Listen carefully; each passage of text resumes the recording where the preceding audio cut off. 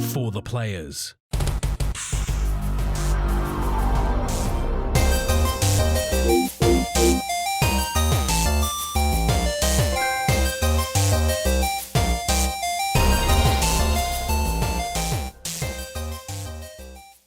I'm Ryan Betson. I'm Max Cooper. And this is For the Players, the pop culturist PlayStation podcast with 40 years of playing PlayStation and 20 plus years in the games media combined. I'd like to thank you for joining us in this PlayStation conversation. This PlayStation conversation happens every Monday morning at 8 a.m. on podcast services, including Spotify, and 9 a.m. on those YouTubes. If you'd like to take part in future conversations, please check out our socials, Facebook, Discord, Instagram, Twitter. All our links in the description below. If you want to join the conversation as it happens, head over to twitch.tv/thepopculturist where you can watch us record this show live. Get in the chat, become part of the show. It's absolutely amazing.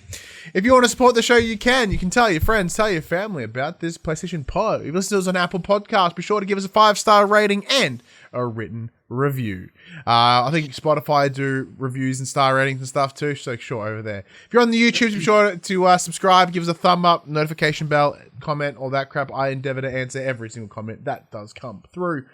You guys want to support us financially, you can. Patreon.com/thepopculturist, as well as our merchandise store, popculturist.com/shop, where you can buy shirts and other assorted shit with our logos on it.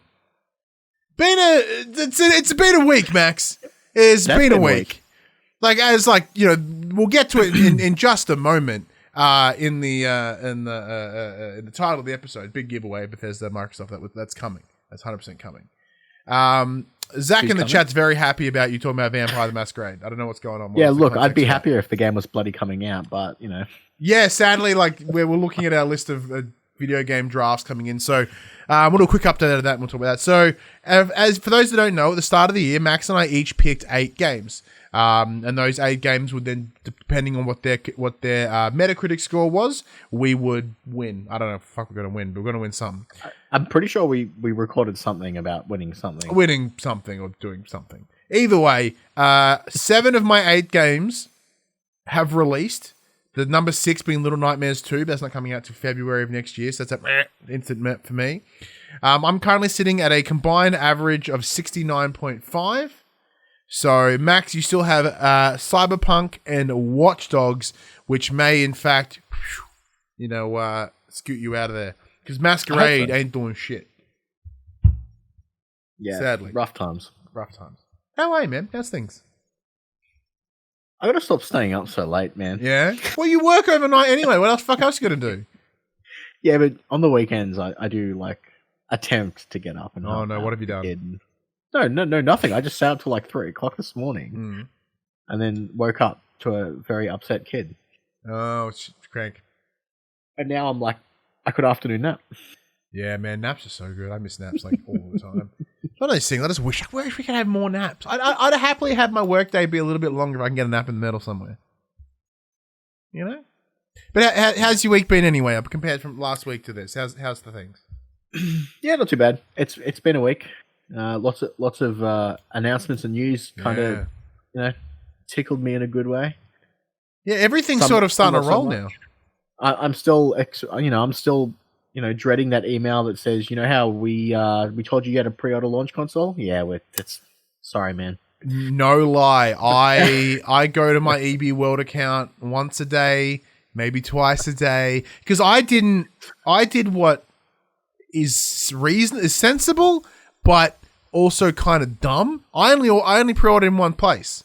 I got people that put down multiple pre-orders for like the Xbox Series X and stuff, just like everywhere. People are like, I've got 3 pre-orders going right now. I'm like, I've got 1.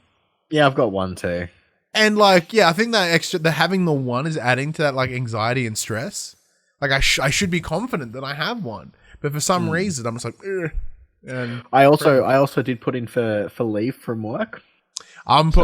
Tomorrow morning, first thing I do is I'm putting leave in for the Thursday and the Friday.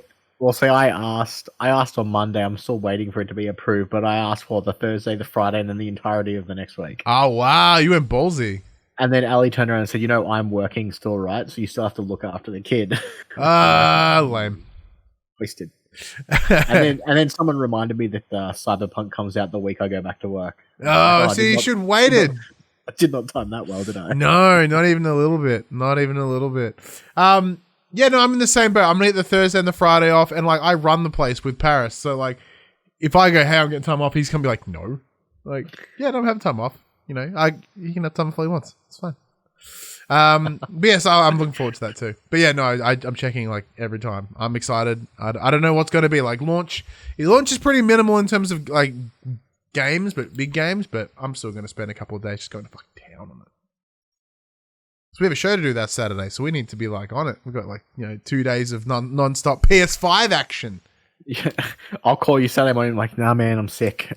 Yeah, I'll just be playing Demon Souls. On it. Use up the sick leave instead. Anything else been going on? Nah, not really, man.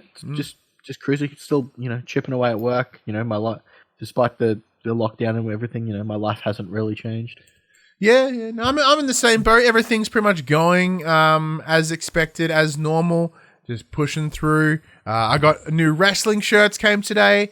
That's exciting. All the sweet XL goodness just making me feel all super thin, which is mad. So in terms of my get less fat update, I think I'm at 25 kilos still. I had a gnarly fucking huge taco meal this week, and I think I may have blown any potential weight loss I got this week. Like I may have in fact lost my entire weight loss, all 25 kilos in that one taco meal. So I ate so much taco. I ate so much taco, man. Like they've created these little taco pockets. It's like tortilla, but it's like a pocket. So I just scooped an unnecessary amount of shit in it and just threw it in my face.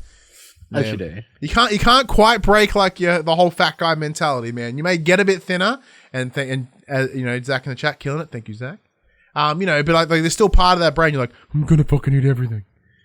So you gotta bring that in sometimes. Because your body has to fucking work its guts off to get rid of it, which is cool.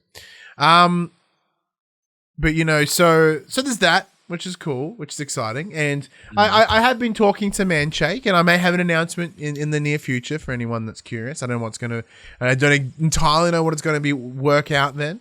But keep an ear out, all right? That we've been talking. They've noticed. And of course, this week I went and did something huge, Max. Oh yeah, something permanent, something incredibly permanent, in fact. So what originally was going to be my 20 kilo loss celebration, I wanted something permanent. I wanted something to be able to look at it. Every time I looked at it, I'd be like, "Yep, this is my constant reminder that I cannot be that person again. I cannot return to that. I needed something. I'm like, put it on my shelf and be like." Yeah, I can't be fat again. So that was kind of the plan. And I was spitballing with some friends of mine, and Dash has got it right on the nose. Yeah, Dash is on the right. Yeah. I already had one, and apparently I didn't. I got it's confused. It's a long story. Let me start on that one. But yes, I made the decision. I was like, I want something permanent. I want to be able to I want to look at something and celebrate. So I went and got a tattoo, and it's the place for those that are listening on podcast services. It's the PlayStation symbols. I got them down my arm. You can see it on the Twitters and stuff. It's there it is. What a nerd! Yeah, no, what a fucking dork. I mean, this is coming from a guy with Final Fantasy characters all over his arm, but that's very true. What are you gonna do? Yeah. What are you gonna do? It was actually like so. In terms of the tattoo, it's a little bit crusty now. It's doing that whole like 3 days later crust. Yeah, you gotta scrub it. You gotta wash it off. Yeah, so every morning, I when I get in the shower, I give it a bit of a go. I don't go too hard because I don't want to fuck with it too hard. But it's not too bad actually. It's always concerning when you wash it the first time in the shower and all this stuff peels off and you're like, oh, I've ruined it. It's like no. Yeah, it's supposed to. Well, because a lot of stuff hasn't come off me, because I'm not going too hard on it just in case. But yeah, so I'm loose as I literally put the scour on it straight on. Yeah, I didn't want to do that because I thought that may be bad. But it is starting to get a little bit crusty, so I'm going to have to do it. Hey, hot tattoo chat, everyone. But yeah, this is my first tattoo. I made the decision and like say like it's my first tattoo. It's like 25 centimeters down my arm. It's huge. Like I went all out for the first one, by that. Like not hidden, nothing, just bam, right there on the arm. Very cool. I'm very happy with it. I said, going on from what we talked about last week, where I just discussed how I've hit my goals You know what I mean? Like my original goal was to save enough money to get the ZQ racing chair. I did that in a month. And my next goal was to, at my halfway point, I would get a tattoo and I to celebrate it. And I did. I surpassed that actually. I surpassed my halfway point and I got my tattoo. So, you know, I feel very accomplished from that. And then my big goal was Pretty for PAX. And I think I discussed it last week, where I went and guested and hosted. Sorry, I keep saying guested because I just keep forgetting. I went and hosted a show with Dash over on the PAX Online YouTube channel. That was the Dash Gamer podcast. So technically, I was a part of PAX. I got to be at PAX, in PAX, involved with PAX. And I got to achieve my goal of being pretty for PAX. Now, granted, I still got a couple of weeks to the actual PAX day, and I'll reassess again then. But reassess then. Well, no, because my God, like I'll probably lose my weight by then, depending on how many tacos I eat between now and then. But it is one of those things. Like I've hit my goalposts and I've surpassed them, and it's an interesting feeling, to be honest. Like I feel complete. I feel accomplished, and it's just like, well, what's next? What's my next? Like, obviously, the next goal is probably 100 kilos. Like, I want to lose another 15 more kilos so I can round out at 100. That would be my next goal. Whether my body's designed for 100 kilos, I don't know. I haven't been 100 kilos since high school, so like that would be my next goal. It's just it's a weird string of emotions. You know what I mean? I mean, it's pretty cool. Like, it's hard to articulate the feeling that comes with it. Because as I said, like I've been talking to Manshake and they've been talking to me, and that might become something as well. So it's this weird mix of a lot has happened in 10 months. Everyone get ready. Everyone get ready to pre-order your Men of Manshake calendar for 2021. Oh, dude, we pitched that idea like 3 weeks ago, might I add. In a chat with the other couple other people that are involved, and like, so we pitched that idea, like, wouldn't that be a laugh? And they're like, actually, that would be hysterical. That's what we can do. So maybe like, yeah, like a remote edition fucking Men of Manshake calendar. But yeah, look, so like, who would have thought? It's one of those things. Like, if I spoke to 12 months ago Ryan, if I spoke to fucking the Ryan at the start of this year, I don't think he would understand where he would be in less than a year. You know what I mean? It's like I've lost essentially two of my children in weight, like my child. If I put it together and weighed it. He didn't actually lose his child. No, he's still around. He's in the other room. He'll probably kick the door in at some point. He's still here. But like, I've lost the equivalent weight of my child times 2. I am healthier than I've ever been before. I'm fitting into clothes I've not fit in, like, in terms of sizing, since high school, like early high school, like year 7 or 8. Like, I'm oddly hitting my prime in my 30s, and it's bizarre because heading into my 30s, I was very scared. I was nervous. I don't know why. 30 seemed so scary to me. It felt old, and because I have a pretty gnarly fear of death. It was this weird transition. I'm like, this is my decline. Like, you're 30 and like 30 is there, and that's it from now until I die. I've done all my adulting. I've got a house. I've got a wife. I've got a kid. Like, what fuck do I have else left to do? Turns out was make myself better was the next option. So I know this is very real and not really PlayStation related, but this is our platform, and the big part of why I presume people come to us is for us. So I feel it's important that I share that stuff with you all. So it's certainly been an experience, and although it's not over, I do want to thank everyone that has shown me support in the last 9-10 months. It's really helped. I'm a big fan. I with a lot of my own mental health hangups, I need a lot of validation. I need a lot of like, you're doing all right. And by being accountable and putting it up online, I was able to get that, and have yourself, Max, and Dash, and and then like all my other friends and circles and people that we work with. It's been awesome. It's been absolutely amazing. Yeah, I certainly didn't think that in my 30s I'd actually be better off. If that makes sense. yeah, who knows? And I said, like, it's crazy times ahead, man. It's not done yet. There's more that can come. That's good. Yeah, it's good. It's good. Anyways, let's get into the section. Let's talk about what we've been playing this week, Max. You know, let's get all fucking somber and thankful out of the way, and we'll get back into what we've been playing. Poor Dash missed your whole love felt speech there due to a mid-roll ad. Oh, if only he subbed. Ooh. As for what I've been playing this week, with the release of Rocket League going free to play, I jumped back into Rocket League. I never really left Rocket League. I mean, I did kind of. I don't play that much. I'm a very casual Rocket League player, and unfortunately, the person that I decided to play with when the new season of Rank started is a very hardcore player. So I was way out of my league.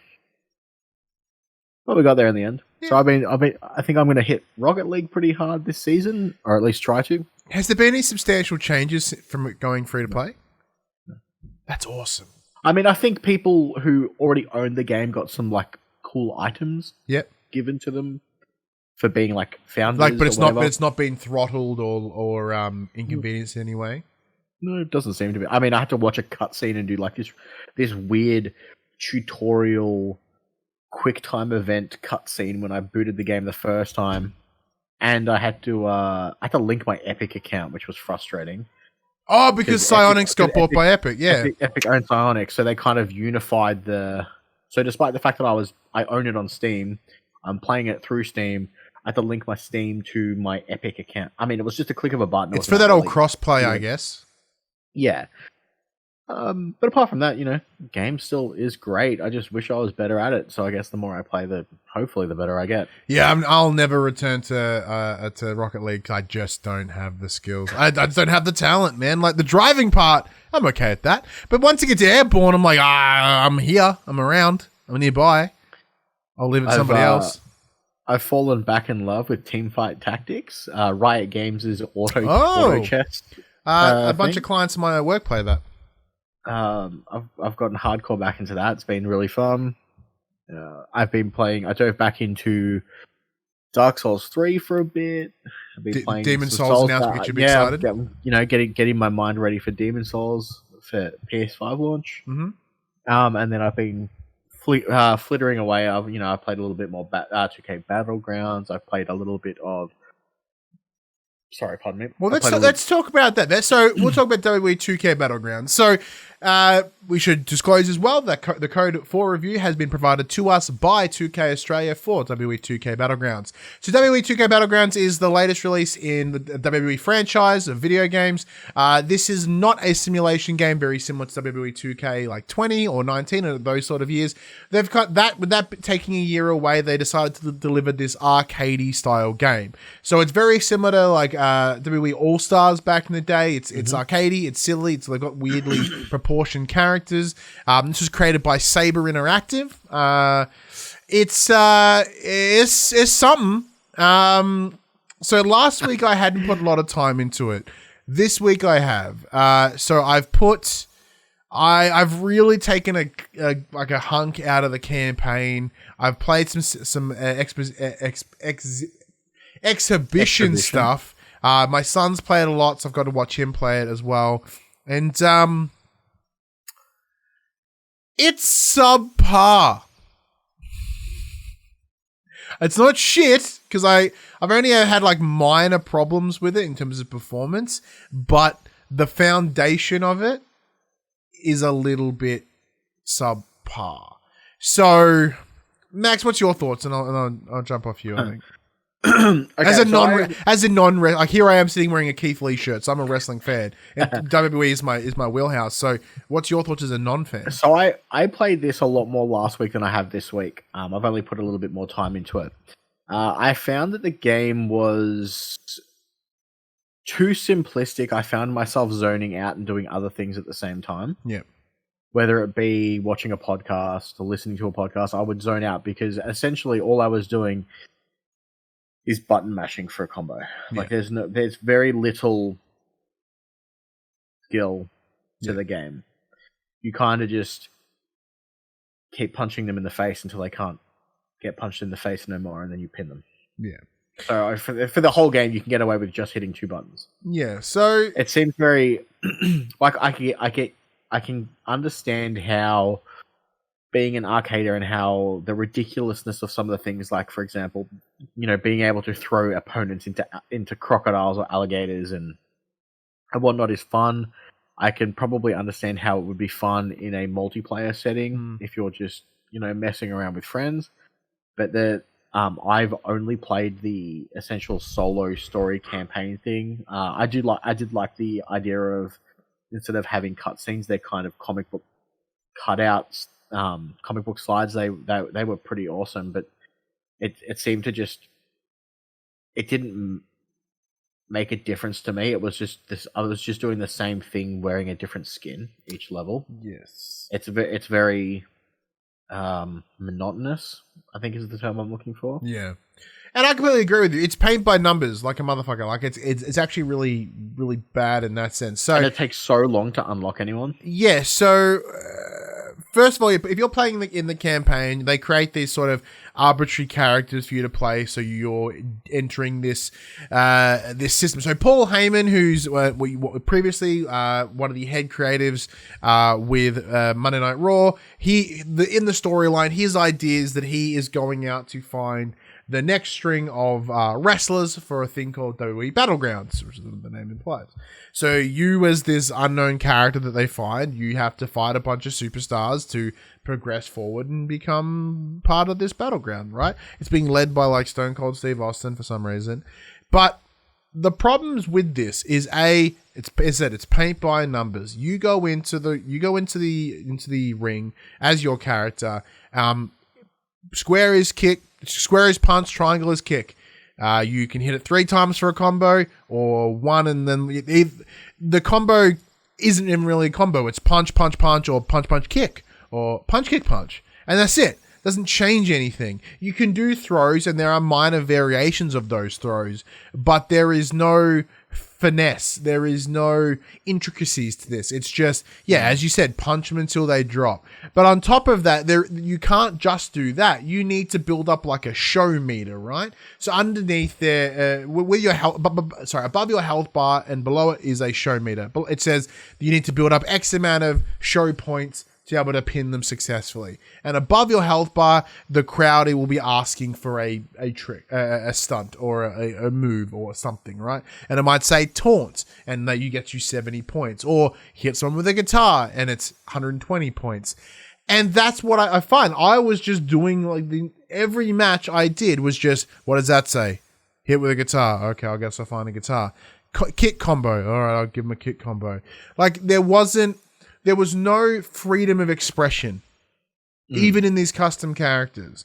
Like, even WWE 2K20, for all its faults, I can create a custom character, or I can play as any superstar that I want, and every time I do it, I can create an entirely unique match. I can choose how it goes. I can bring him out in the ring. I can take him in, I can bring weapons in if it's, whatever. I can plan how I'm going to handle my finisher, how I'm going to handle my signature. I can think about where it's going to go. Like, for my kid, this game is mad because it's stupid easy, but he's a 4-year-old. I'm 30. You know what I mean? Like, there's a very big difference. Saying that, though, it's teaching him wrestlers. It's literally teaching him wrestlers. Like, he knows who the Big Show is now. He knows who Bray Wyatt is. He knows who Akira Tozawa is, of all people. Like, he knows them by name. And because what they've done, the design of it is also very simplistic, and that goes with that arcadey nature. So that means a lot of characters look very similar, and not in a good way. When you're using this caricature-esque design where you're pointing out 3 key features of their appearance, and that's what you're building their model on, you blur those lines. Because there are a lot of wrestlers that look very similar. They, when you're generic dude 1 and generic dude 2, you will look similar.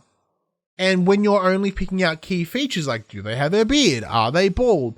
Like, how buff are they? Like, that's kind of what they're pointing at. So an example is AJ Styles has pants look like AJ Styles. He wears his glove. He's got long hair.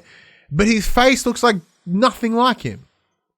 Or Baron Corbin, as an example, he's known for being bald and wearing like a suit, like a button shirt and slacks, right? His face looks like Triple H without a beard. Yeah. Like they've clearly just moved the face and took the beard away. And like you can tell that there are some they've put more effort in. So like Bray Wyatt, as an example, he's the Fiend. He has an entire unique look about him. So they're able to make that look cool and like look unique. And even then, entrances are common as shit. Like they're all the exact same. There is no uniqueness. There is no individuality. Like many of the, a big part of being a wrestler is your entrance and how you present yourself. An example would be Finn Balor. Finn Balor has a massive thing where he sort of does, leg slaps, there's lights, everything. It's a whole experience for everyone in the crowd. He gets a unique entrance because his entrance is very clearly specific. Where if you're just somebody else, you get the most bullshit generic intro. And it's not even an entrance. Like you drop in a crate and you kick a crate. The game is literally using loot crates as a method. But adding to that, now there is no loot crates. There is no like random generated whatever. But there is littered with microtransactions. So when you open the game, there's like 8 characters in the men, and there's probably equivalent in the women, and they're available to you.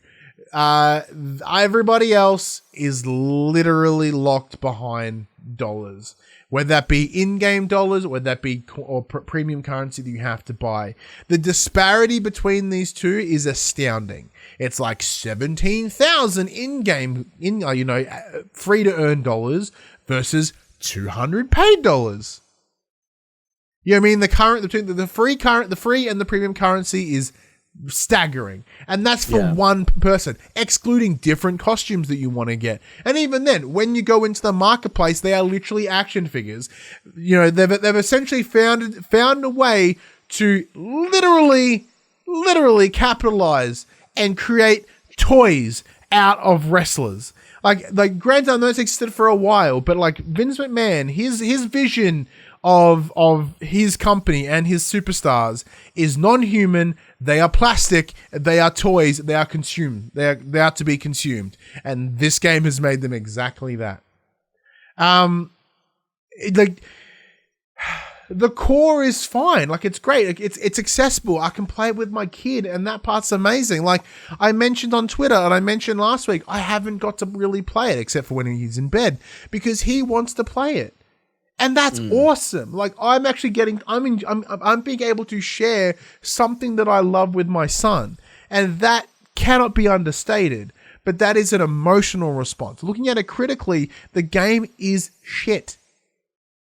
Yeah, it's a real shame too, especially following on the footsteps of what happened last year with the WWE 2K debacle. Yeah, it's a shame that they've got another what is presumed to be an underperforming title again. Yeah.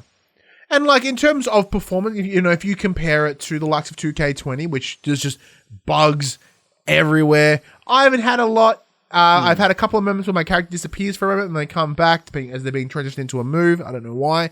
But like no one's fallen through the arena. No one's like hair's gone bonkers. You know what I mean? It's just, I think the simplistic animation of it allowed for it to run a little bit smoother, to be honest. But what are you going to do? It's a bummer. It is a bummer. Like I will see the campaign through because I'm a dork and it's, I've got my X amount of games that I try to finish in a year. So, okay. I'll see what I can do. And it's not, as you said, it will be, I'll listen to some podcasts and I'll just chip away at it. Yeah. This week I also played and finished Ratchet and Clank. I started it last week, got the credits on it this week. Game's cool. Excited for the new one. What else? I played Resident Evil 4 on stream on Thursday. I've played a little bit more out. I've put about 3 hours into it. Now, Max, this is where I have to eat my own words. Previously, when there were the rumor mills and the essential confirmation that a Resident Evil 4 remake is coming, I was like, that game does not need to be remade. The game is good. The game is fine. The only thing you really need to change is the tank controls. That part is 100% true. Tank controls are the butt, and we should never see them again. Ever. Tank controls suck. But playing this game, yes, it needs the remake. Big time. Like, the game is good. I'm enjoying it, but there is just so many things about it that could really use more work. And I think putting it in the RE engine, as we've seen with 2 and 3, and the groundwork that they've started to lay in 3, especially with the big fucking tentacle pricks that come out of, like, Nemesis and stuff. There's so much they can explore here. And the voice acting's garbage. It's straight up shit. Like, I'm pretty sure the big bad guy's one of the voices in Skyrim, because whenever I hear him, I'm like, talk about arrows and knees and shit. So I think I was on the same page as you initially. I think I also said it doesn't need a remake. And I think my reasoning behind it is I didn't want another remake to come out before another numbered title. But we're getting 8 between now and then. But we're getting 8 between now and then, so like, do it. Yeah. Yeah, it's one of those things like, yeah, we're getting a number title in the middle, and like even then Village is straight up clearly an extension of 4. It looks like the same, it feels and looks like the same place, especially after the trailers that we saw previously, and we just saw in the latest PS5 thing. Like, we've got some cool Village stuff coming up a bit later. I mean, it's interesting. Do you think these other issues, like you mentioned, the voice acting and whatnot, do you think that would be as big of an issue if it didn't have tank controls? If you were playing it again and you could free movement, do you reckon everything else would bug you as much? Probably not. But because the problem is the game feels archaic. And that's because it is. Like, the game came out in 2006. You know what I mean? I watched you stream it for a while, and it does look very dated. Like, it looks smooth. It's running at, like, what feels like 60. So shout out to the PS4 version. But it isn't enough. Like, it feels like a PS2 game. It's structured like a PS2 game because it was. And if they're going to put the effort into 2 and 3, I can't see why they shouldn't. And, like, I've completely changed my tune. Like, give me 4 remake. I think it would be amazing. Because like I said, even though I am enjoying this, there are so many ways you could make this better. So many ways. Speaking of making things better, Max, we have also... before we get into that... Crap, I ruined my own segue. And I've had a busy week for games. This week, thanks to our good friend Dash, he received a copy of the Crash Bandicoot demo from Activision, and he gave me his login, so I went and fucked around in it for a little while. Now, I only spent like 45 minutes in it, because I played it and then went, I'm buying this game now. Really? Yeah. Because I played it and it felt like Crash, and it looks like Crash, and it looks smooth. It looks awesome. Like, there are three different levels available. There's an ice level, there's a dinosaur level, and then there's... what was the third one? Oh, brain farted, now it's gone. But in short, I saw it, I'm like, yep. So there's one with varying, like, slippery ice. There's one which is like very, very similar to you being chased and running towards the screen. And the other one is more of a generic sort of, from my recollection. Why can't I remember that third level? Oh my God. But yeah, I was like, nah, it runs like butter. It looks fantastic. Like, it looks like it's running at 60, if not higher. I was like, I'm in. And like, so they're also offering different modes. There's a retro mode and there's a modern mode. So retro is clearly the harder mode because you have the finite number of lives and, you're going to get kicked in the dick a lot. Where the modern version takes a different approach. Very similar to the game that comes first to mind is Death Squared, where the game is designed for you to die like a fuckload. And it doesn't penalize you, it just tells you. So, there's no finite life counter. It's just like, you've died 10 times, you've now died 11 times, 12 times, 13, 14, 15. But you can still progress and you're not being completely disheartened, which is okay. And then on top of that, one of the other problems, especially that people found with the Insane trilogy, was that when you would jump, there was no indicator. You had to rely on like maybe a shadow as enough. Like in the modern version, there's a small circle, so you can see when you jump where you will land, and enemies that are airborne will also have that same circle as well, so you can see where they are in your space and time. That's pretty cool. Like little minor benefits, though, a little bit easier for those that are sort of newer into the game, but you also still get that hard experience if you want it.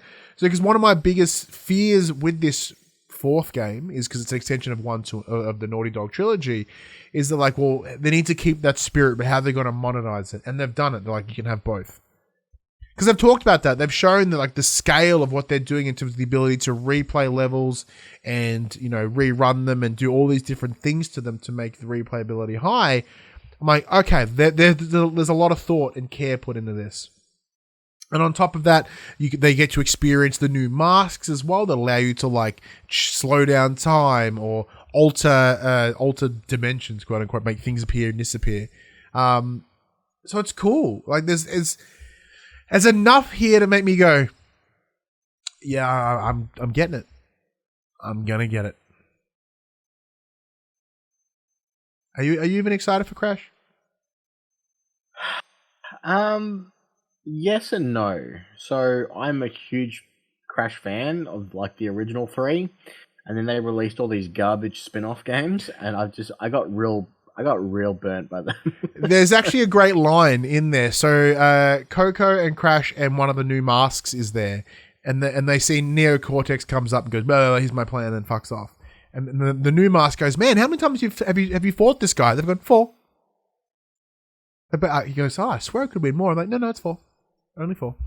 And like, as much as I enjoyed the re-release of 1, 2, and the Insane Trilogy that we got recently, it just felt off. So I'm skeptical. And look, I have a little bit of that too. Like, I'll probably pick it up because my wife's a big fan of it too. It's something that we can probably play together. So, and look, and I would agree, right? The easiest way I can explain it is it feels like Uncanny Valley. Like I'm playing it and it feels like Crash, and I know it's Crash, but I'm like, you're not Crash.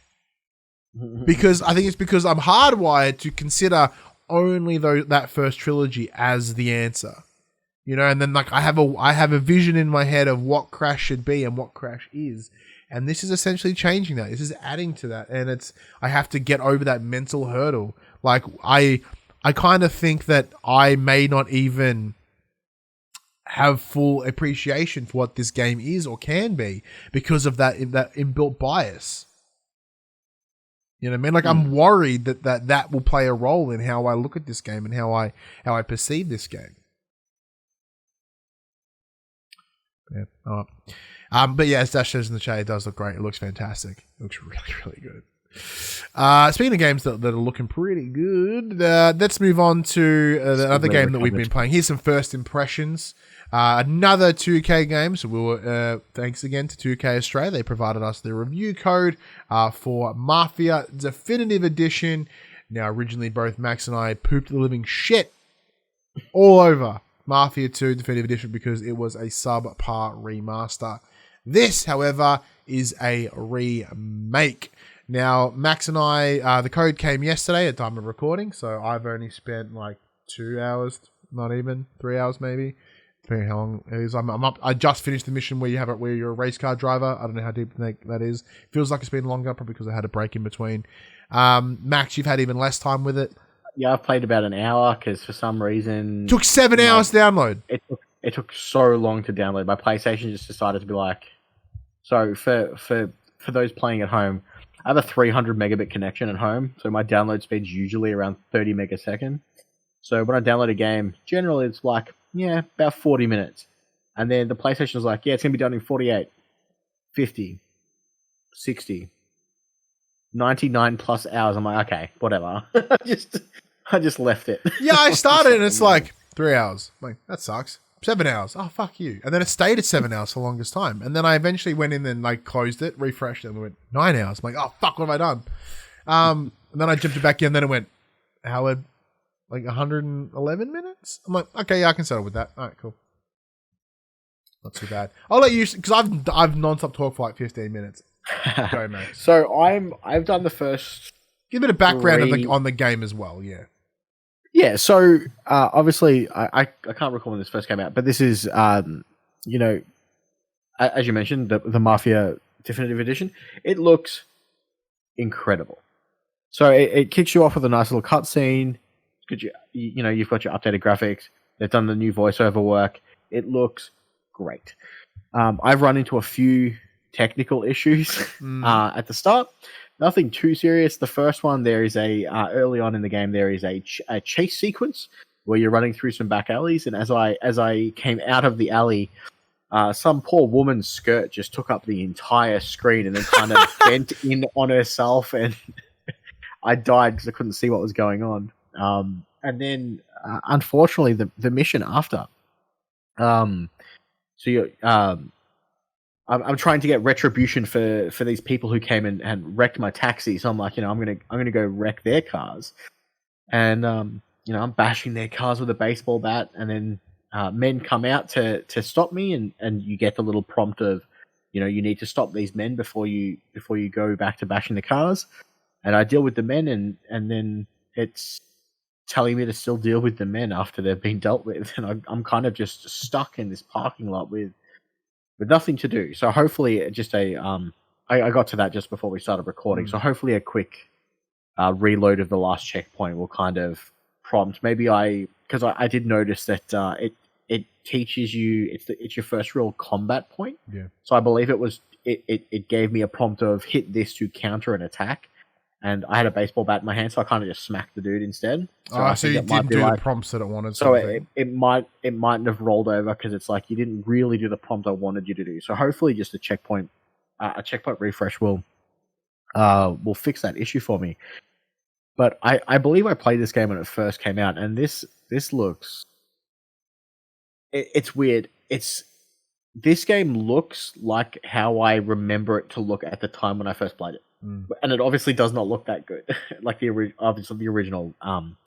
This new one, though, I think they've after the backlash that they saw from the Mafia 2 remake issue that happened, I think they've done a really good job. Now, granted, like I said, I've only played this for about an hour and a half. I am very early on, but it is running far better than what my experiences were with Mafia 2. So I'm very much looking forward to playing out the rest of this game and seeing where is it Tommy? Tommy's the main Tommy guy? Angelo, yeah.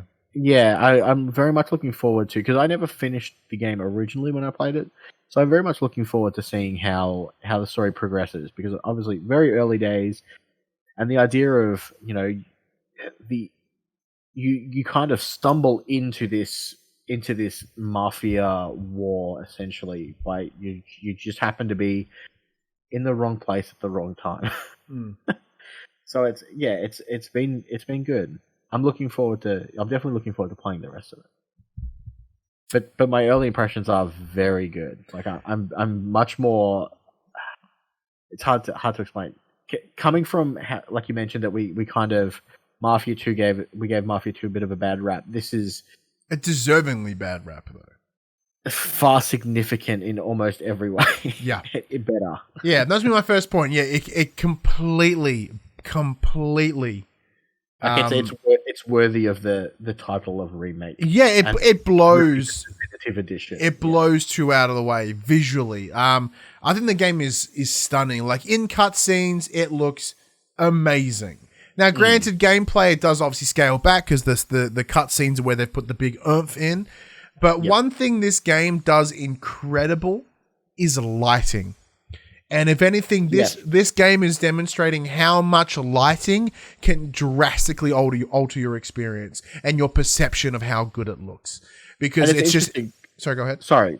I was just going to say, when you mentioned the lighting, it's interesting because when you're playing it, because it's such a... Because of the time point that the game is set in, all the colors in the game itself are washed out, but it still has that brightness of, and not necessarily in the color palette itself, but just the lighting of it elevates the I don't want to make it sound bad, but like, because obviously the colors are washed out being in the 30s, I think it kicks off in. So they're very dull and plain colors in that time frame. That's what they used. But having this extra lighting behind it really does kind of make it pop, essentially. Yeah, very much so. Like, yeah, as you said, when you got those drab and dreary colors, when you've got this the bright blue skies, the way the light's hitting things. It's, the casting shadows, or casting light beams on certain things, really elevating stuff and giving it depth and giving it warmth. And that's the big thing about this game. So one of the biggest issues I had with 2 was that I just didn't enjoy it. The city felt like shit. It had this arbitrary open world system where it didn't need it, because all I ever did was go from mission to mission anyway. Here, they've turned into that. Like, they went, yep, cool. And I guess it's very similar to the original. It's just mission. If you do your mission, done. Next mission. No, drive back to your house. Go do that. There's none of this arbitrary bullshit. It's just mission, mission, mission, mission. And I'm going to put it out there. That is incredibly appealing to me. Yeah. Like, it does save a lot of time for those who don't have it. Yeah, so there with the world looking as good as it is, I'm like, I kind of want to explore it, because the way it's set up is you press the menu button and you see the world, and you see a map, but you can't freely explore that map. So there's a lot of open world sprinkles in this game. There are places where you can go buy a car, or places where you can go upgrade your weapons or whatever. And as of right now, I have not given the freedom to go to those shops, go to those places. So it's there's groundworks here for an open world, but it's very linear. And I like it, but also kind of makes me wonder why I get to pick my car if I can't go to a dealership. I mean, it might not be so linear later. We are still fairly early. It could just be getting the ball rolling, essentially. Yeah. Secondary to that is I found the characters in 2 completely unlikable. I couldn't even gravitate to them at all. And even at the end, when it's they may have killed that guy, I'm I don't fucking care. Where here, I'm finding there's a bit more to them. I don't know what it is. I'm enjoying I really like, is it Paulie? I love Paulie. So there's, Paulie has the weird voice, yeah? Yeah. So Paulie's cool. So you feel Sam and Paulie's nice. The Don is rad. He doesn't feel like a stereotype. There are some characters that feel like stereotypes, of course, because that's part of it. But the Don feels like a dude, and he's cool, and he's not all they're not clearly ripping off Marlon Brando. You know what I mean? Those parts are fantastic, and because you're working within this structured mission, they have only X amount of time to deliver what they need before they get to the next mission. So they're focusing on character development, and you can feel it, you can take it. I'm caring about where these characters go and who they are and what my involvements are. Early on, it's not really spoilers. There's a mission that you're driving around collecting money, because that's what you do. You're in the 30s. There's no hard drugs. There is hard drugs, but you don't deal in them. There's the prohibition, so it's booze, and it's doing standover business and stuff, protection businesses. So you do a run, and then Paulie gets shot, and you're like, fuck this, and Sam's taken and he's getting beaten, and you've got to kick the door in and kill everyone and get Sam back. And I'm like, I'm getting Sam back because I like those characters. Yeah. You know what I mean? So I'm feeling that connection, and certainly more than I did with 2, which is super weird because they're hitting similar story beats, right? They're not too staggeringly different.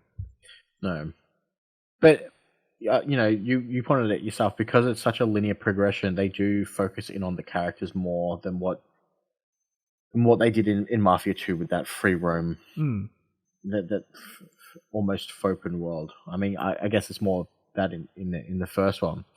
I want to ask you, actually, when you first start the game, it gives you your difficulty settings and whatnot.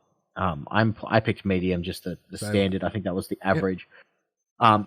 Did you change the way that the police chase you? No. So I set mine to simulation. So now they arrest me if I run red lights or stop signs or drive too quickly.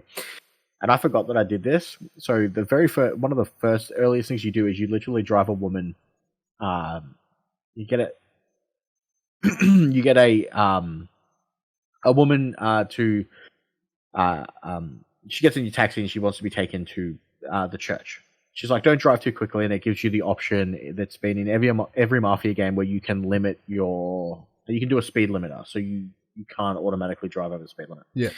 And I forgot to turn it on. And I drove past a cop car too fast, they turned around, wanted to arrest me straight away, and then I'm like, I'm in that mindset of I have to escape, and then I ran a red light, and another cop car went, "Oi, you ran a red light," and it all went downhill very, very quickly. So I might change that purely because I keep forgetting that if I'm not a completely law-abiding citizen, they take it very seriously. Yeah, well, but it is a nice option to have in there if you want to go deep into it. Yeah, and like that's a cool.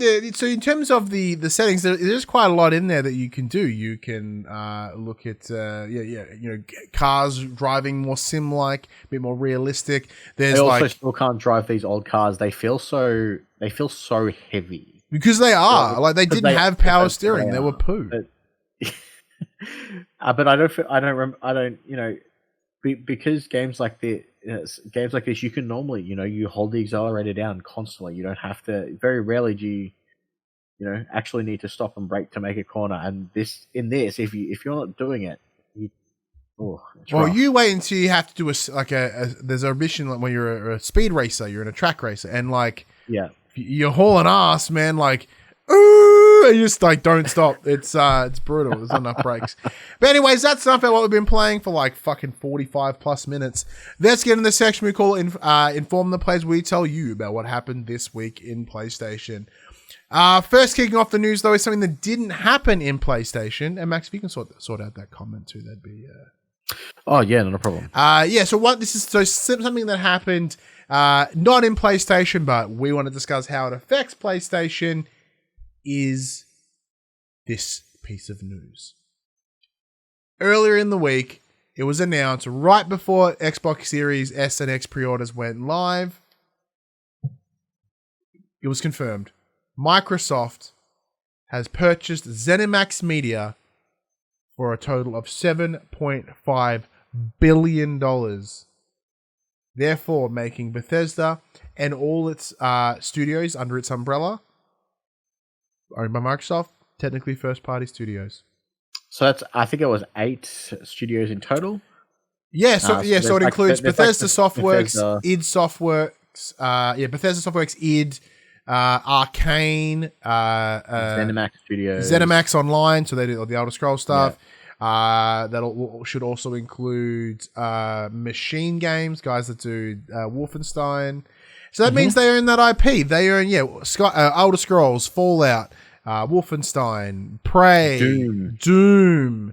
There's a lot under that banner. Now, Max, before we get into the specifics around PlayStation, how do you feel about this deal? I think it's a good acquisition for Microsoft.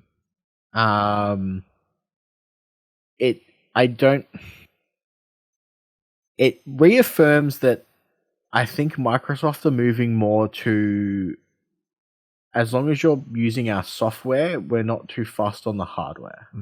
I think they're turning more into a almost a big publishing arm than they are in the hardware space now. Yeah. It's good. They Microsoft do need more first party stuff. It's definitely where they are lacking. Picking up the entirety of ZeniMax and Bethesda Game Studios means they're going to get shooters, they're going to get RPGs, they're going to get all these different genres that they're probably lacking in their first party titles already. It makes sense. I'd really love to know the reason why they sold. From what I'm understanding, I don't know if they were in like financial strife and they needed a bailout essentially. Or if Microsoft just kind of came in and went, do you guys want to come with us?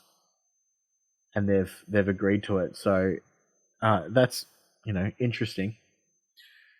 Yeah, look, I don't think it's going to be too crazy. I don't think they're all going to become exclusive.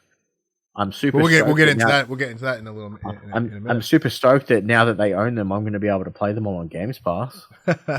Look, I'm in the same boat as you. It is clearly demonstrating that Microsoft are becoming a publisher. they're in the console game, but that's not what they're there for now. They just want you. They want that recurring spending. They want people to have Games Pass. And what they've done here is they've secured a slew of games that will be coming day and date to Games Pass. So, that's what they want. Like, whether it be PC, whether it be Xbox, whatever, they don't give a shit. Like, for them, their selling point is, why pay $125 Australian for your PS5 game when you can pay $15 a month and you can get it over here? That's how they're going to win this game. It's not a hardware game for them. It's a software game. It's a customer facing game. So that's the interesting thing here, is that it's very fascinating that the internet got really up in arms around the idea that a possible skin for Spider-Man could be, was becoming exclusive, was an issue, but the idea that an entire fucking studios, publishing studios works become exclusive is suddenly okay because Microsoft's the good guy. It's very interesting. Like, my perspective, it was fascinating because you messaged me with the details. I was on stream. I was with one of my Manshake friends, Jerd. We're playing Among Us, and I literally went, "Oh, get fucked." Because he's just become a Games Pass ambassador, like an official Xbox Games Pass ambassador. She's like, "Yeah, my job just got easier." I'm like, "Fuck you, man." But it's a weird space. It's a very weird thing because I'm in the same boat as you, where I'm like, well, it's cool. I want to know why they sold, and I think the answer is because their last 4 games, the reception has been pretty subpar. Like, you think about what are their last releases been, Max? You've got the Wolfenstein Youngblood, that game was poos. Wolfenstein Cyberpilot, double poos. Doom Eternal, really, really good. Fallout 76, garbage. The problem, on paper, when you look at the legacy of these IP and the legacy of Bethesda as a publishing arm or a development studio, they have name. And I don't think they're worth $3 billion more than Star Wars. But it's I think the main thing here, I'm going to change the topic just slightly, and I think we've buried the lead on this. It now means that Microsoft now have Obsidian as well. We could finally get Fallout New Vegas 2. Yeah, you could get Fallout New Vegas 2, and then on top of that, they've also owned In Exile. In Exile were the team that made Fallout 1 and 2, and Fallout Tactics back in the day. So, if they really want, they have everyone that's ever worked on Fallout under one company. It's pretty massive. Maybe they're going to fix Fallout 76. No. But nice. I forgot what my point was. Fuck, what was my point? You broke me, Max. Sorry, man. Oh yes. So the on paper, from a grand view, it looks like an impressive purchase. You have all these things, and 100%. The potential there is fantastic, but their value last year as a company was $2 and a bit billion, I think, and now it's suddenly worth $7 billion. I think Microsoft overpaid, but I think they're paid for potential here. And it is, as Dave says in the chat, it is the biggest acquisition in gaming history. It is absolutely massive. But it's this weird space because there's no one else. Who else could they buy right now that could deliver the same result?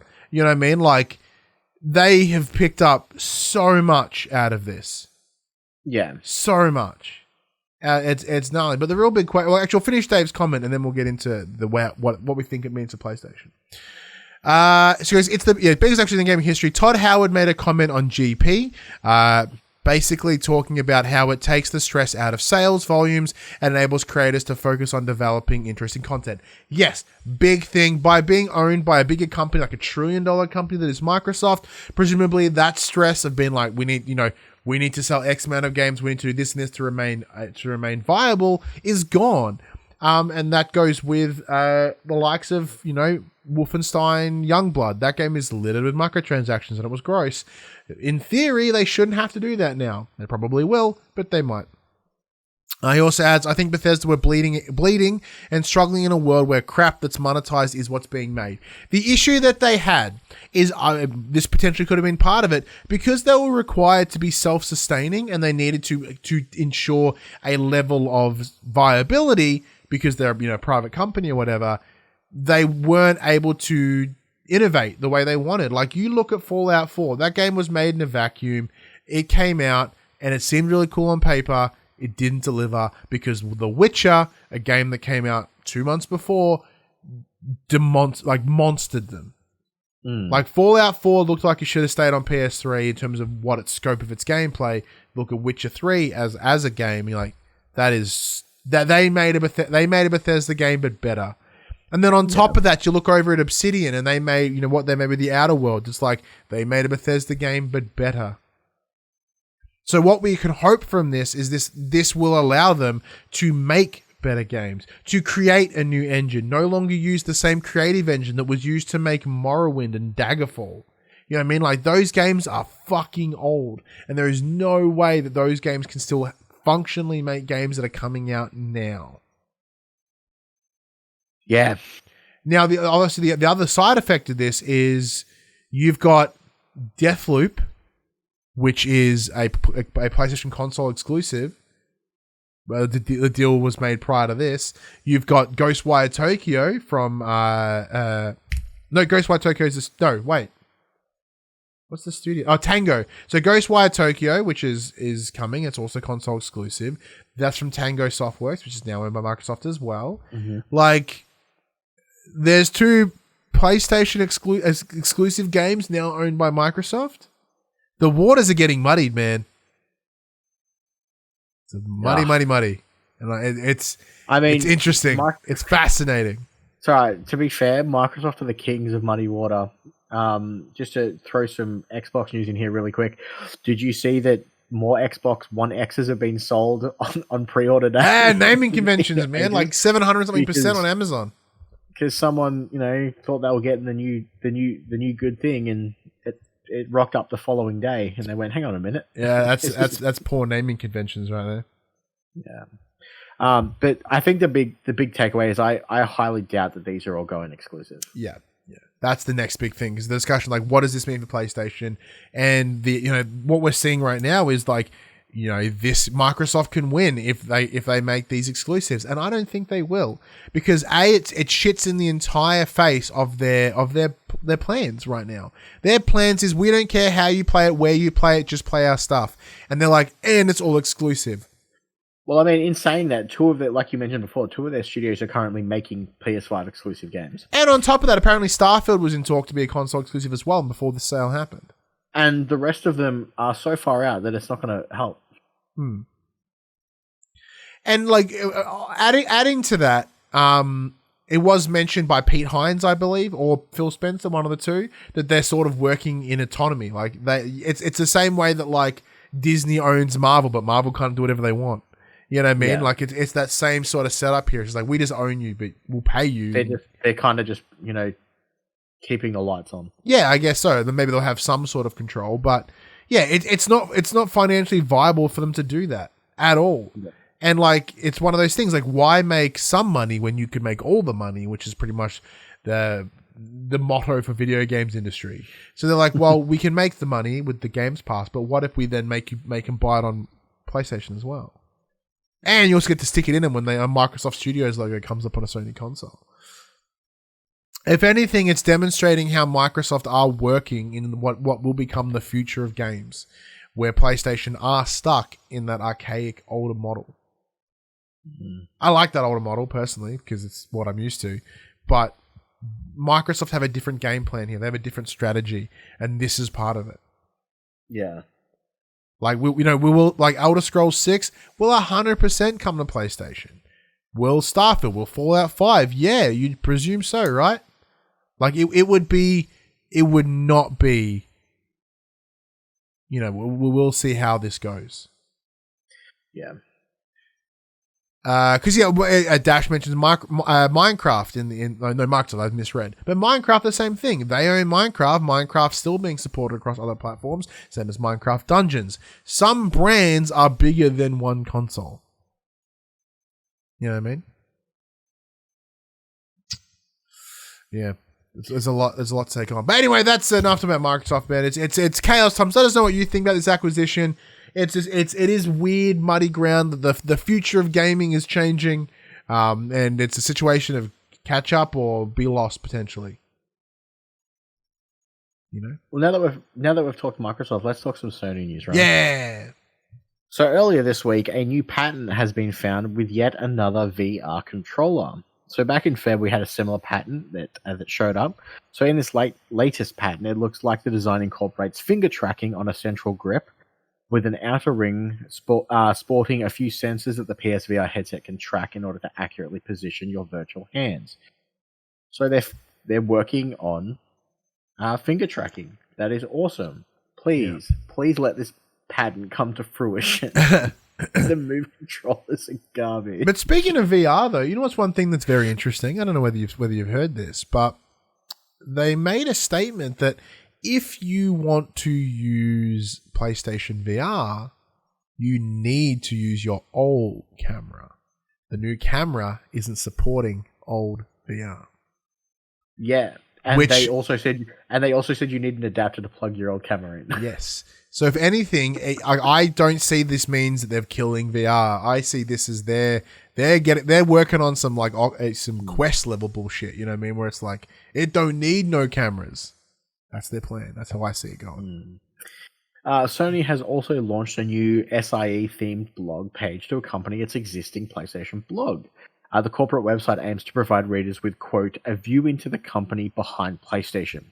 Its first post explains, quote, we'll share the latest in company news, stories about the people behind the products and the experiences you love, offer insights into the company, the culture, and more. Some of the features you can expect to read on the site include, quote, interviews with the teams behind some of our most popular games, how executives, studio heads, and creative directors see Sony Interactive Entertainment, and there'll also be insight into what Sony Interactive Entertainment provides to society, with one post already focusing on the platform holders, quote, playing for the planet campaign, where they mentioned how the PlayStation 5 is so much more energy efficient than what the PlayStation 4 was. They even the PS3, to run the PS, like the big PS3 fat, the big bad boy that's behind my shoulder here, it was the equivalent of a fridge. Yeah, so they mentioned in the blog post that the PlayStation 5 to suspend, to put it in rest mode or suspend it and reboot it up, takes as little as 0.5 kilowatts or 0.5 watts, which is 75% less than what the PlayStation 4 uses. Beautiful. I do wonder whether they'll have the new games and they have a revamped drop on this page, because right now the other PlayStation blog, it's still July apparently. And apparently no new games have come to PlayStation since July. What's going on? Fix the drop. Maybe he's on holidays. Yeah. What's your the guy's on long service leave. Give him a break. I love the idea of showing more of the behind the scenes stuff. Once again, it's something that we've discussed in the past around this corporations need to make themselves more human, make themselves more friendly, and by putting faces to these large, massive corporations, it makes it quote unquote better for the it changes the perception for the consumer. This is obviously definitely not for everyone. Yeah, this is for us, big dogs like us. But it's nice to part the kimono every once in a while. Hot, especially when you put it like that. That makes it sound super hot. Now, my son's just come into the room wearing 2 Spider-Man masks, one of Peter Parker around his feet, not on his face, one of Peter Parker and one of Miles Morales. Because we bought him 2 Spider-Man masks for some reason. Yeah, 2 Spider-Mans, buddy. All right, let's talk Spider-Man news. He literally did break in. Talk about timing like I don't have Spider-Man game now. No, we can't play Spider-Man game. Daddy's doing a show. You need to go back out with Mummy, please. We're still going. Sony has confirmed that the upcoming Marvel Spider-Man remastered on PS5 will not be available as a free upgrade to those who own Marvel Spider-Man on the PS4. That's you and me, Max. The next-gen remaster features a load of upgrades, both graphical and technical, while also offering its own separate trophy list. It's basically being promoted as a brand new release, and as such, your save data from the original Marvel's Spider-Man on PS4 will not carry over. If you do already own the game on PS4, you can still play it on PS5 due to backwards compatibility, but it will not feature any of the new bells or whistles. You cannot just buy the remaster standalone, however, it is only available as part of the Marvel Spider-Man Miles Morales Ultimate Edition. However, you can upgrade to the PS5 version of Miles Morales for free if you buy the PS4 version. And if you do that, you can pay for an Ultimate Edition upgrade, which gives you access to Spider-Man Remastered. Huh? So doing the math, I think it works out slightly cheaper to buy the game on PS4, get the free upgrade to PS5, and then pay for the upgrade to the Ultimate Edition to get Marvel Spider-Man Remastered. So I'm just doing the math in my head. Okay. It was like 8 steps too many, but I like it. This is super weird. This is super weird. I also understand that, like, you know, I'm in the boat of we as individuals, as players, as gamers, we are not entitled to free upgrades. That is a service that they as a company choose to offer to us. If they don't want to, they don't have to. If they are putting work into upgrading it, then they should be paid for that work. Right? I agree. Yep. You know, and if they in good faith, as my camera freezes, if they want to have that stance where they can make it free, then good on them. But it is not a requirement as everyone's claiming it to be. So if there's a lot of work going into this expansion, into this remaster, then it might be worth the money. It sounds like there is. If it has an entirely new trophy list and... The trophy list doesn't mean a whole lot. You can get different trophy lists between Vita and PlayStation. You know what I mean? PS4, sorry. There's no... True. But it comes down to... I think once we get closer to launch and we might see what the disparity is between them, and like this is how it's improved. It's better visuals. It runs smoother. This is that. There's a whole extra missions. There's extra campaign. Like if they do any of that stuff, then sure. Like I loved Marvel Spider-Man. I think the main voices that the main voices that are crying out about this is if we buy the PS version of Miles Morales and you can upgrade that to PS5, why can't you upgrade what we already have for Marvel Spider-Man? Because it's the same game across both of them. Where this is clearly, but from what they're saying, it's a different version of the game. Yeah. But that same argument could be said for Control and their inability to do it. Then they suddenly were able to do it. But then the other argument is if you can pay, it doesn't matter. It's slightly confusing. It's just purchasing the upgrade and whatnot. Yeah. So like, why can't you buy the upgrade then? Like, why can't I just, if I don't want to buy Miles Morales, but I just want to pay for the upgrade for PS4 to PS5 for Spider-Man. Like, that I'm okay with. But that's like, no, not that. Well, we can do it, but there's another step. You have to check this box before you can check that box. Like, I don't know. And I think we're going to see this for quite some time because obviously there's like 20 plus million PS4 consoles out there. They're not. There's 105 million. Yeah, sorry. There's so many PS4 consoles out there. They're not just going to be like, all right, guys, PS5's out, no more. They've got such a large community. They're not going to cut them out. And in the world the way it is right now, they need to support that audience because not everyone's able to buy a PS5. Yeah. So, So we're probably going to see over the next couple of years a lot of games where there's this weird situation where you can buy it on PS4 and upgrade it to PS5 for free, or you can buy it on PS4 but you have to pay to upgrade it to PS5. Or some games will have a PS5 version that must be bought and a PS4 version, but you're going to be able to buy the PS4 version cheaper and still play it on the PlayStation 5, but without all the bells. It's going to be complicated and it's going to be confusing. And the people need to make sure that they are very clear on what it is you're getting inside each box or each digital version of each game that you're going to be buying. Because otherwise there's going to be a lot of very angry people. Because I got super confused with the Call of Duty things that are going on. Because And I think it's even worse for Xbox because they're not doing disc upgrades, whereas PlayStation will upgrade your PS4 disc version to a digital PS5 version, but you still have to have the disc is the DRM. The disc is basically checking that to make sure it's going to be complicated, and as long as their messaging is clear, but that's the biggest issue. My point has been the biggest issue is the messaging is garbage, and the reason being is because no company will just say no, we can't do that. Like, so what they do is they word it in obscure ways to intentionally confuse you.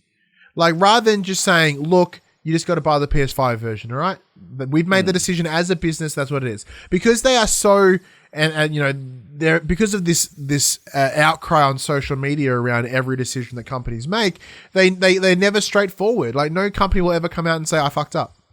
Or they'll they'll go another way and be like, this is the decision we made and we're going to stick to it. So instead, they'll pussyfoot around it like this, and they'll say, well, you can, but you got to do this and this and this and this and this. They could just say, no, you can't. You got to buy it.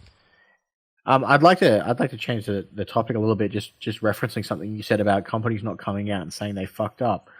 Earlier, after the whole, I don't know if we covered this last week. We didn't. But Sony came out and said, we fucked up with the pre-orders. We're really They sorry. didn't really. Like, they apologized for how it went down. I didn't read it as them taking accountability. I read them as them going, we're sorry that this happened. Yeah. And they did say that they are going to try and attempt to fix the issue. Yeah, and it is very uncharacteristic of Sony. So yeah, no, I do appreciate that personally. You know, yeah.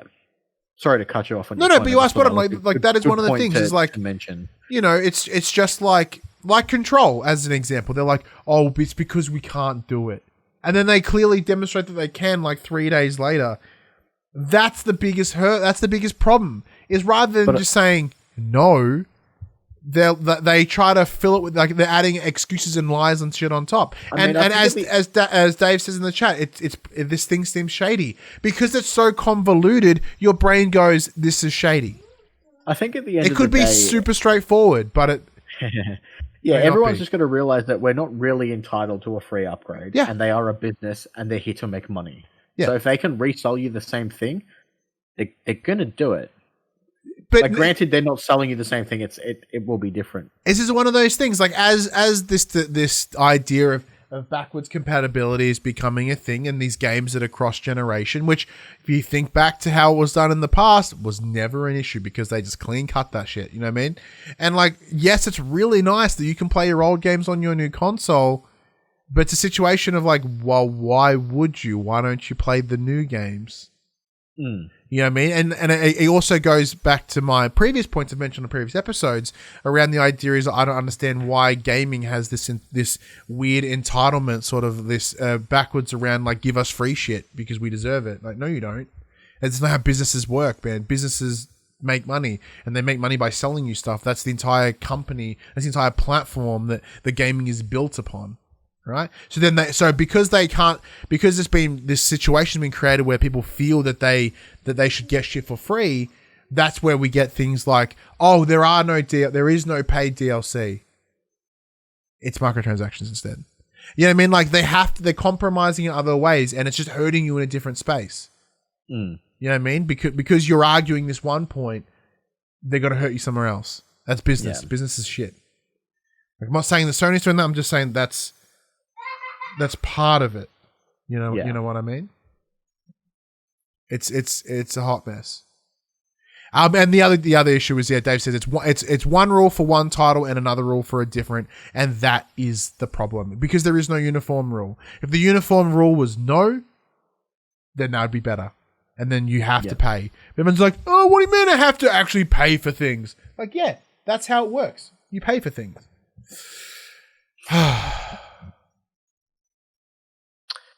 There is something that you don't have to pay for at the moment, right? What's that? So, I believe tomorrow, as time of recording, is the newly named Last of Us Day. Oh, yeah. I believe it used to be called Outbreak Day. Outbreak Day. But they understandably, when you're in a fucking pandemic, Outbreak Day, not the best name. So the occasion brings with it a variety of purchases. And now I know I said there was something free, and there is. That comes with a variety of purchases and activities to participate in, and also comes with a free PlayStation 4 theme. There are also discounts on the games themselves throughout through to a lovely statue, and there's even some cosplay guides for those who wish to dress as Abby. So it has a lot. Naughty Dog has teased it will also have more surprises for the day itself. Hopefully, we get some multiplayer info. That's what I would like to see. That's what we'd like to see. I would really love to be like, I'd like to wake up tomorrow on The Last of Us Day, formerly known as Outbreak Day, and be like, they're dropping multiplayer on it. You know what I'm really baffled by, Max? This is good news. This is 100% good news for those that love The Last of Us and still, care about the franchise. It's win. It's more for you. Speaking of, by the way, my Joel pop arrived today. I hate pop vinyls except the ones that I buy. So I now have Joel and Ellie. They look great together on my little shelf. But what's been fascinating actually is the comments, as you would imagine, because comments are always the worst, around this whole outbreak. Last of Us Day. This game came out months ago, and people are still mad about it, apparently, Max. People are still mad. Like, did this game punch them in their sleep? Like, what did this game do to them? So, yeah, people are just the worst sometimes.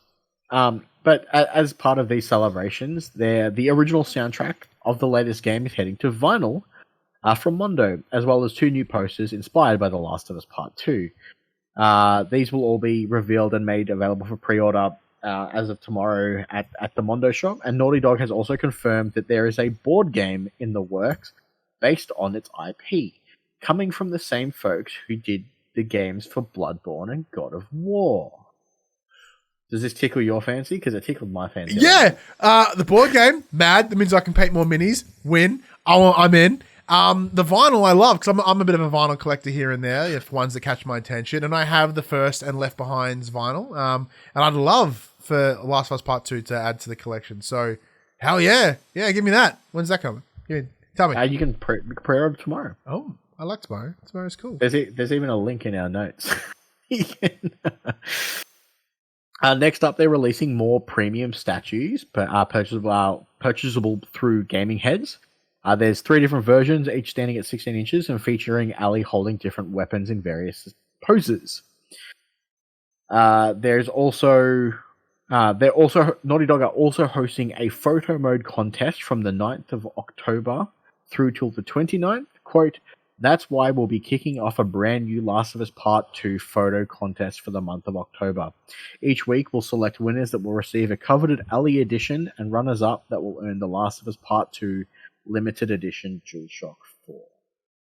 Wow. So looking at the notes here, you skip straight over this for some reason. So the collectible companies put together a statue that takes fans back to the original game as Joel and Ellie to create a unified statue, and it looked just like they did in the original. That made my heart flutter, actually.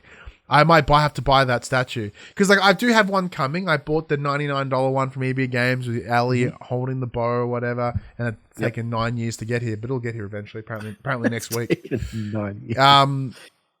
It's taking about as long as the Outbreak in general. Yeah. But I want that statue. Because I was a dickhead at the time, and I didn't buy the collector's edition for Last of Us Part 1. So I didn't realize I'd love it until years later. And I want it, but it's $700 to buy that statue. So I can just get this instead. All right, sweet, win. Next minute it comes out at $700. I'll be like, God damn it, I can't do that. My wife will yell at me. Well, I guess for those interested, if you're not listening live, it happened 2 days ago. Cool, go check it out. Hopefully, it's cool, and hopefully I've got some pre-orders in. That'd be mad. What are you thinking about this, Max? I'm personally pretty excited. It's good. I like Last of Us. It's always cool to promote stuff.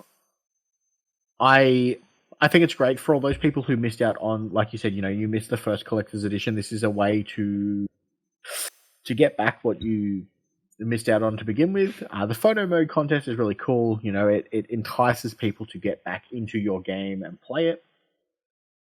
As for the vinyls are always cool. Yeah. More collectibles are always cool. Free PlayStation themes, awesome. I really just want I'm really hoping that the teased surprise that they have is multiplayer info. I'd really like an excuse to dive back into that game. Launch. And I don't think I'm ready to replay this story. Yeah, no, I tried to run it again and I couldn't. It was just too heavy. Maybe I'm less depressed now. Maybe I could play it, but we'll see how I go. You know, everything's. I started playing it again to go back for the plat where I was just skipping cutscenes because I'd already done it. Yeah. And even then, it was still real. Yeah. See, still real. I love that. Like, so prior to the whole everyone poo-pooing on Last of Us Part 2, like the whole community around The Last of Us has always been massive and fun and awesome. So it's a real shame that it's kind of gone the other way, but I'm glad they're still existing and they're still supporting that community because there are people that, if anything, may love the game more, might love the franchise more now. You know, I'm a big old dork and I loved Last of Us Part 2. There's certainly problems with it, but I still really, really enjoyed it. So to have all these extra things that can come around it, hell yeah. You know, both you and I are PlayStation dorks, man. Like this is PlayStation's bread and butter. This is Last of Us. This is huge. Yeah, man. I'm in. I'm not even mad. Not even mad at all. Give it to me. Something that I want you to give to me, Max. Give it to me, Max. Speaking of, and also just conferences that may have just happened. Resident Evil Village. As I said, I've been playing Resident Evil 4 this week because of the inspiration of a village. Capcom has announced its Tokyo Game Show 2020 live stream that it's trying to bring Resident Evil Village to PS4 as well as the already announced PS5. The Japanese publisher stopped short of officially confirming the port as it is only looking into the possibility of it right now. The full quote reads as follows. Now, I presume this is translated. When Resident Evil Village is being developed specifically for the next generation of consoles and PC, we're looking into delivering the experience on the PS4 and the Xbox One as well. We're looking into it, but we can't make any promises. However, we will do our best creating a top-tier experience on current generation consoles. I like this. Aim forward, support back. It's interesting. I love this. It's interesting because Microsoft has always been, if it's playable on one, it has to be playable on all. So I wonder how Capcom are getting around that if they're like, we're not sure if this is going to work on the Xbox One. You can definitely play it on the series models. But once again, if you looked at their showcase from earlier in the year, there were ones that was like Xbox, Xbox Series X, Xbox One X, Xbox One S, and then some of them didn't have the One S, which clearly showed that that original statement is already poo-pooed before the consoles are out yet. So I think might be part of it, because as developers, as they start making more games, that's not enough, Even right now, I can't get mad that games don't work on my PC. I have a GTX 970. They just announced the 30 series. My card's so fucking old, I can't expect it to run games well anymore. News to come out of that conference, the TGS, the Tokyo Game Show. During the live stream presentation, members of the development team shared their perspective on the two main characters for the upcoming game, Resident Evil Village. Ethan Winters and the and the village itself. It's brain fart. I know that word, but I couldn't put it together. And saying that the game will have more of a focus on exploration than Resident Evil 7. Resident Evil 7 was pretty linear, which I also really enjoyed. And a lot of backtracking, a lot of Metroidvania in it. Loved it. Resident Evil Village takes place in an as yet unnamed location, and one that the presentation described as, quote, the other protagonist of the game. Makes sense. If your game's about a village, you want the village to be showcased. Director Morimasa Sato said, quote, when you take the word village, people picture a small place, but when you look at a village, it has a colossal, distant feel to it, end quote. He emphasized the importance of making a place players could explore. Yeah, mint. I love it. He also adds, you have a lot more freedom in Village than in Resident Evil 7. We want players to experiment to figure out what works for them. He then described the upcoming game as a horror movie that you can play. Yes. I love the fact that they're referring to the village itself as a character of the game. That's awesome. Do I expect to fight the village? No. Oh my god, I hope I can fight the village. Do I want the village to like stand up and walk around? Just comes out of the ground. It's got big zombie arms and legs. Mad. I'm in. This game's going to be awesome. Yeah. Capcom have just been delivering banger after banger for quite some time now, and I have all the faith that this is just going to continue that streak. Yeah, look, I'm unapologetically fucking moist for Resident Evil 8, man. There is a dampness, there is a humidity in this room for Resident Evil 8 for me. So all this is just good news to me, man. Like, granted, it does sound a little bit cliche because I think the same argument was said around Batman Arkham City. Like, the other character is the city. Like, it's just, they're essentially implying that there's importance around the location, and that's fine, because that's what you want. When it's called Resident Evil Village, I want to give a shit about the village. If it was just called Resident Evil Bumfuck, and then I'm like, well, I don't care. But actually, Resident Evil Bumfuck, very different game. Don't play that game. But maybe you could play that game. Maybe that's your thing. Like, maybe you want to play that game. You know, fuck it, I want to play that game now. I've decided. That game is in my wheelhouse. Unapologetically. Yeah. Unapologetically moist for Resident Evil Bumfuck. But no, like I'm stoked. I mean, I was worried that they're doing the TGS like they would say nothing, which they kind of did, but it's still more hype for me. Yeah. Cracking on. We have some Crash news. So with the release of Crash just around the corner, I believe it comes out the 2nd of October. It does. Demo being out for those who have pre-ordered digitally.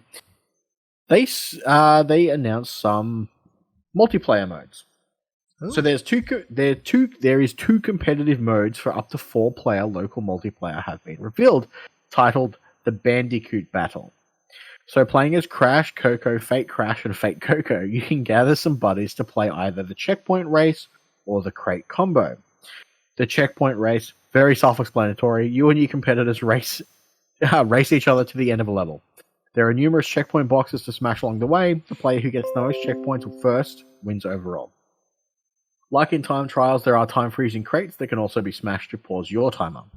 In crate combo, each player, the aim is to break as many crates in a level as possible. Each crate destroyed increases the points value of the next crate, but the combo can reset if your meter runs dry. Meanwhile, the co-op mode is apparently named Pass and Play, which is great, sticking to their themes of the So once again, 4 local players can take turns getting through the single player stages, passing the controller every time you die. That's awesome. I did that as a kid anyway with my sister. Yeah. They're just now making it a mode, I guess. Rad. Cool. I love couch co-op games. Yeah, you love multiplayer way more than I do. So there is just, in this day and age, there's not much couch co-op or couch multiplayer games. It's very much online only, and it's cool that they're doing that. This is something that I can see myself playing in my life. So this is something I cannot see myself playing. Maybe with my kid, like maybe as he gets a little bit older, I might go back. But like realistically, I'm like, yeah, it's not for me. Like, but multiplayer isn't my thing. I'm a very single, player. Like I play a lot of campaigns and a lot of self-focused things. Like there are some multiplayer that I dive into, and Crash is not going to be one of them. I do apologize. Speaking of really good single player games, though. I've lost it. There it is. Metal Gear Solid, Max. It may be getting remade. I've titled this section The Rumor Mill. Please take all of this with a grain of salt. It may be remade, and it may be coming to PS5. And you also put PC. We should also mention it did shadow drop yesterday on GOG. You can now play the original 1, 2, and the original Metal Gear all on there. Not a remake, just straight up ports. But there you go. So it is already on PC, surprise. So this is according to the YouTube channel Red Gaming Tech, which has been known to provide some accurate leaks in the past, although they specialize in hardware information rather than software. Apparently, this source, the same source that told Reddit Gaming Tech about the Metal Gear Solid remake, also claims that the long-rumored Bloodborne remaster is absolutely real, and that it too is coming to PS5 and PC. It's allegedly, quote, quite far along in development, end quote, and it will come with additional content. As you may know, Bloodborne has quite a lot of cut content, stuff that was removed from the game during development. If the remaster really does exist, it sounds like it could restore some of these unused assets. Because many people have gone into the back end of Bloodborne and just seen crazy amount of creatures and bosses that just never saw the light of day. Max, Metal Gear first, then Bloodborne. What's your thoughts? I have never played the original Metal Gear Solid game. And this, I hope it's true because I would love to play it. I kicked off my Metal Gear Solid career with Metal Gear Solid 2, Sons of Liberty. It is my favorite of the Metal Gear Solid series. I've played all of them since. But yeah, number 2 was my diving in point. I never got to play the OG. I've been told that it's a masterpiece. It's a brilliant game. It's absolutely a brilliant game. Like, the only downside with it is here I am holding my Solid Snake action figure with my copy of Metal Gear Solid on PS1. I love Metal Gear as a franchise. I think it's brilliant. I think it's absolutely fantastic. The only issue, once again, very similar to Resident Evil 4, Metal Gear Solid handles like bum.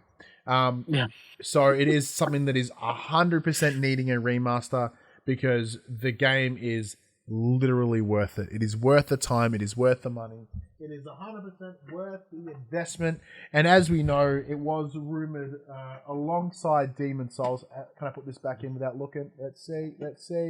Nailed it. Yes, it was long rumored with Bluepoint that they were working on Demon Souls and or this Metal Gear Solid remake. I'm in. Please give it to me. The game is amazing, and if it's a game that people cannot miss because it is not available anywhere. Now it's available on PC, I guess. That's pretty cool in terms of its port, but it's lost. It is lost on the PS1. Even 2 and 3 you can play on games on Xbox with backwards compatibility. You can't play 4. 4 is trapped on the PS3. Didn't 2 and 3 get like a remastered collection that you can... Yeah, it's on PS3. Yep. Yeah, but even then, like, they are still trapped on a previous console. So this needs it. God damn it needs it because the game is so good, but it just handles really old. It's tough. Bloodborne, sure. Yeah, I'm the same. Sure. Yeah, I'm not even mad about it because I'm like, yeah, I'll play it again. Let's talk some quick bits, Ryan. Yeah. Nier Replicant got an April 2021 release date on PlayStation 4, but no word on a PlayStation 5 release at Tokyo Game Show. You liked Nier Automata? Nier Replicant Automata? never... Yeah, yes, I did. So Nier Replicant never saw the light of day in Western countries. But so this Nier 1 did, though. What's the difference? Nier 1 did. So this Nier Replicant, I believe, is a separate story where you play as a completely different character to the first game. Okay. So I would love to play this. Because aren't they remastering Nier 1 and this is part of it? I don't know. I also know that they are releasing a phone game. Yeah, because there's like Nier Remaster 1.00684 into the power of 7 or something. You know, it's like really stupid long. I don't care enough about the franchise personally, but I'm bit more for you than me anyway. It's interesting that they've gone for a PS4 release and no word on if it's coming to PS5. Nioh 2, The Darkness in the Capital DLC has been confirmed for the 15th of October. A tweet earlier this week sent from, quote, Twitter from Sony PlayStation 5 went viral this week. Man, that's happened before. But it's super easy to send tweets from other things. I believe I've sent a tweet from a toaster before. Nice. There's third-party programs that just... So as in you mean it said tweet sent from... So you know when you send a tweet from an iPhone, it says... sent from iPhone. Sent from iPhone. This said sent from Sony PlayStation 5. Oh, I thought it was a tweet of like someone of an account named Sony PlayStation 5 TM because I've been done by shitty Twitter handles, man. This is the message. Never allowed to forget it. It says it's been sent from Sony PlayStation 5 TM. Mad.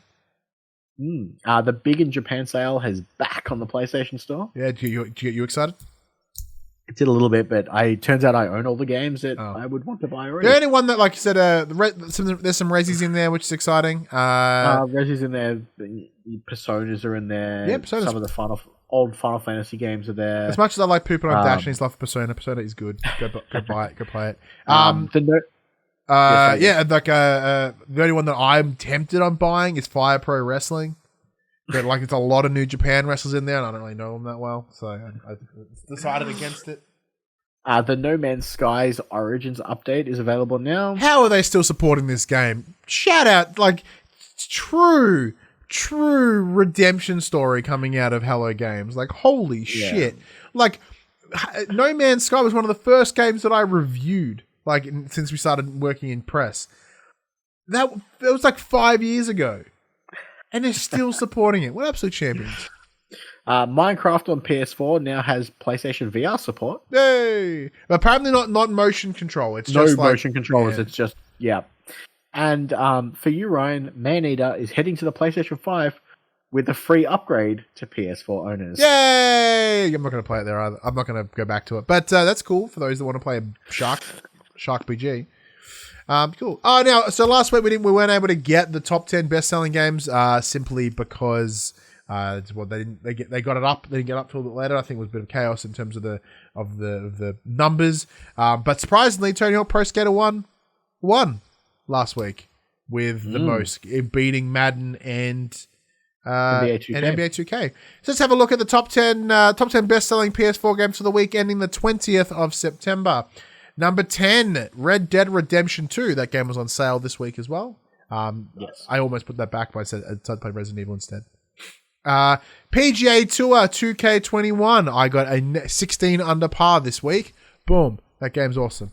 Number 8, Call of Duty Modern Warfare. Number 7, FIFA 2020. Number 6, WWE 2K Battlegrounds, because everyone got suckered. Number 5, Ghost of Tsushima. Number 4, Grand Theft Auto 5. Number 3, Marvel's Avengers, still doing very well. Number 2, NBA 2K21. And number 1, Tony Hawk's Pro Skater 1 and 2. Yeah, Tony Hawk's. Yeah, man. Tony Hawk's getting the loving. Like, because you and I were positive the NBA would come out the victor again. And where's Madden, might I add? Didn't Madden launch real rough on everyone, like, super angry with Madden? I imagine so. But the point of making, like, one of the biggest games to drop of the year is Madden and NBA. And NBA is obviously number 2. Makes sense. Still not number 1. So how many copies of Tony Hawk are in the wild? Holy shit. 3 and 4 is coming, Max. On sales alone, there is no reason why it shouldn't come. Good, because I've been playing Tony Hawk's 3 on my PlayStation 2. But Mac, this show has gone long. Yeah, it has. We did our main topic early on, so let's wrap this bad boy up. Let's get into the games that are coming out this week in a section we call Coming to the Players. Nothing.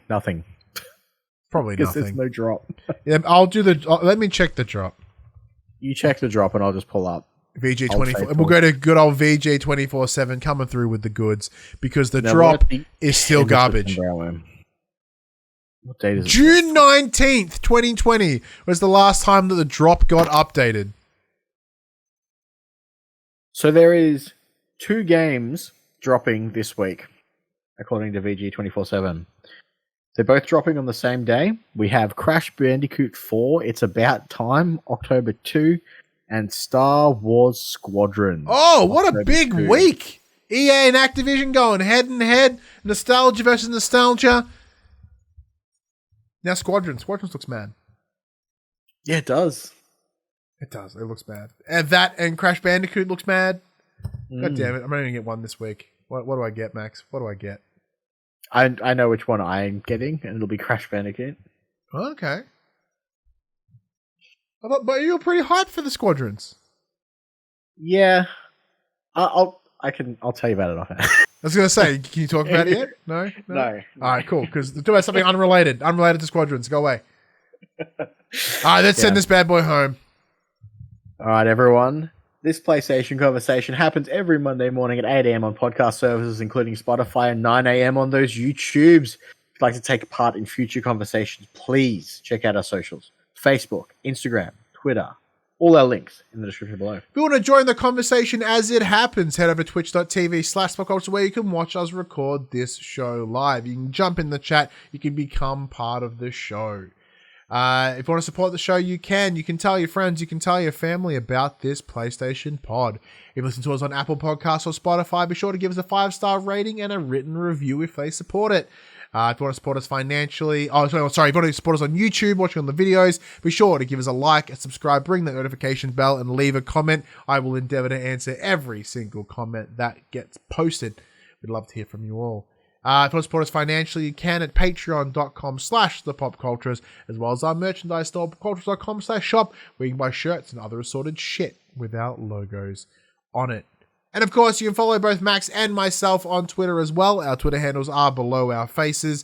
You come there. Max is new to the Twitter game. You can watch me talk about wrestling or follow my weight loss journey if you like. Come check us out on there. We never really promote our own socials enough, but yeah, come check us out. We're always up for chats on the socials. I enjoy Twitter. I've really grown on Twitter. Yeah, I'm starting to enjoy it as well. Yeah. But until next week, I'm Ryan Betson. I'm Max Cooper. And that was For the Players. Do you think if someone was to buy out, if we were bought out in the same way that Zenimax was, how much do you think we would go for? Anything. I'm cheap. Just make an offer. So I'll give you $11. I'm like, fuck 11, I'm in.